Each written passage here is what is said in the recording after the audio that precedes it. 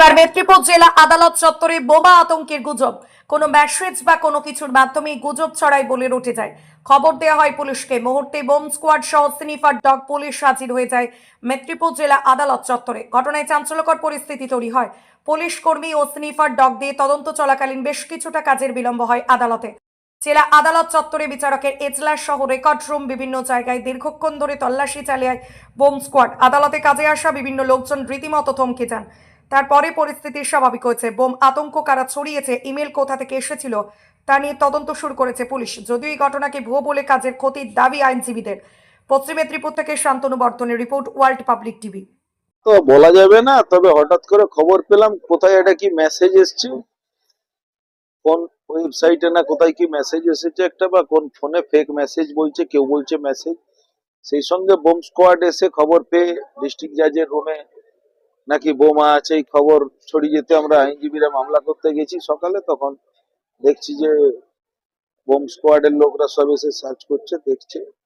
খবর নিলাম যে নাকি বোমা তঙ্কের কি একটা মেসেজ গেছে, সেটা ইনকোয়ারি চলছে।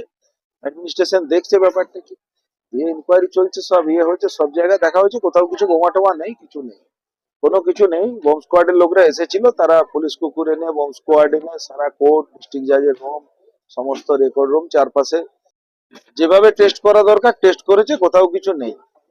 এইসব ফেক নিউজ ছড়াচ্ছে, এদের সঠিক তদন্ত হলে কোথা থেকে এই নিউজের উৎপত্তি, origin of this fake news, সেটাকে স্ক্যান করে স্ক্রুটনি করে বের করা দরকার। বের করে সেই জায়গা যেখান থেকে তৈরি হচ্ছে তাদের বিরুদ্ধে লিগালি অ্যাকশন নেওয়া দরকার, এবং সেটা হবে নিশ্চয়।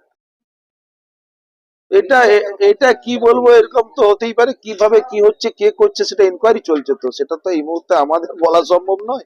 ওটা পুলিশ ডিপার্টমেন্ট দেখছে, তারা ইনকোয়ারি করছে এবং তদন্ত হচ্ছে বলেই সঙ্গে সঙ্গে সমস্ত জায়গা চেকিং হয়েছে, কোথাও কিছু নেই যা দেখেছে।